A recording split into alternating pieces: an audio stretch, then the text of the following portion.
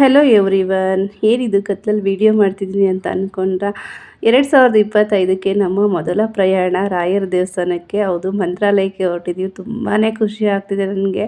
Last week ಒಂದ್ಸರಿ ಹೋಗಬೇಕು ಅಂತ ಹೊರಟಿದ್ವಿ, ಆದರೆ ನಮಗೆ ಬಸ್ಸಲ್ಲಿ ಸೀಟೇ ಸಿಗಲಿಲ್ಲ. ನಾವು ರಿಸರ್ವೇಷನ್ನು ಮಾಡ್ಕೊಂಡಿರಲಿಲ್ಲ. ಸಡನ್ನಾಗಿ ಹೊರಟ್ವಿ. ಅದಂತೂ ತುಂಬಾ ಬೇಜಾರಾಯಿತು. ಸಿಕ್ಕಾಪಟ್ಟೆ ಹತ್ತಿದೆ ನಾನು ಅವತ್ತು. ಒಂದು ನೈಟ್ ಫುಲ್ ಹತ್ತಿದ್ದೀನಿ ನಾನು, ಹೋಗ್ಲಿಲ್ಲವಲ್ಲ ಅನ್ನೋ ಕಾರಣಕ್ಕೆ. ಹಾಗಾಗಿ ಇದು ರಿಸರ್ವ್ ಮಾಡಿಕೊಂಡು ಹೋಗ್ತಾ ಇದ್ದೀವಿ. ನಾವು ಹೊರಟಿದ್ದು KSRTC ಬಸ್ಗೆ. 2025ಕ್ಕೆ ನಾನು ಏನೆಲ್ಲ ಕನಸು ಕಂಡಿದ್ದೀನಿ ಅದೆಲ್ಲ ನೆರವೇರಬೇಕು. ಅದಕ್ಕೆ ದೇವರ ಆಶೀರ್ವಾದ ಬೇಕೇ ಬೇಕಲ್ವಾ. ಹಾಗಾಗಿ ನಾನು ರಾಯರನ್ನ ಮನಸಲ್ಲೇ ಅಂದ್ಕೊಂಡಿದ್ದೆ, ನಿನ್ನ ದರ್ಶನಕ್ಕೆ ಬರ್ತೀನಪ್ಪ ರಾಯರೇ ಅಂತ ಹೇಳ್ಬಿಟ್ಟು, ಅವರ ಆಶೀರ್ವಾದನ ಪಡ್ಕೊಳ್ಳೋಣ ಅಂತ ಹೇಳ್ಬಿಟ್ಟು ಮೊದಲನೇದಾಗಿ ನಾನು ರಾಯರ ದೇವಸ್ಥಾನಕ್ಕೆ ಹೋಗ್ತಾ ಇದ್ದೀನಿ. ತುಂಬ ಅಂದರೆ ತುಂಬಾ ಖುಷಿ ಆಗ್ತಾಯಿದೆ ನನಗೆ.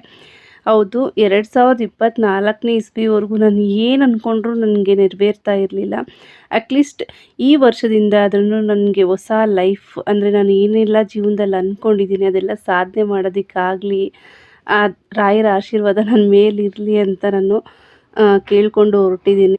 ಆ್ಯಂಡ್ ಹೋಗ್ತಾ ಇಲ್ಲಿ ಊಟಕ್ಕೆ ಅಂತ ಹೇಳ್ಬಿಟ್ಟು ಒಂದು ಕಡೆ ಬಸ್ನ ಸ್ಟಾಪ್ ಮಾಡಿದ್ರು. ಸರಿ, ನನಗೇನು ಬೇಡ ಆಗಿತ್ತು ಊಟ, ಯಾಕಂದರೆ ಮನೆಯಿಂದ ಅವಾಗ ತಾನೇ ತಿನ್ಕೊಂಡು ಒಂದು 2 ಅವರ್ಸ್ ಏನೋ ಆಗಿತ್ತು ಅಷ್ಟೇ.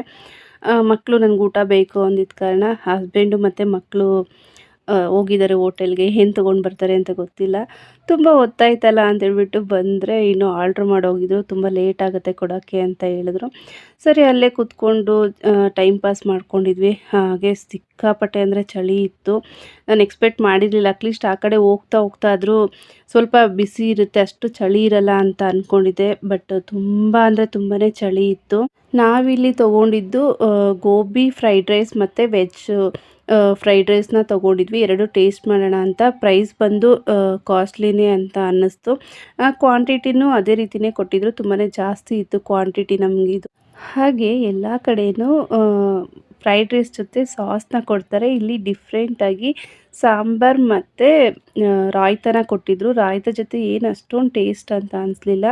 ಬಟ್ ಸಾಂಬಾರು ಜೊತೆ ಟೇಸ್ಟ್ ಮಾಡಿದಾಗ ಸೂಪರ್ ಅಂತ ಅನ್ನಿಸ್ತು.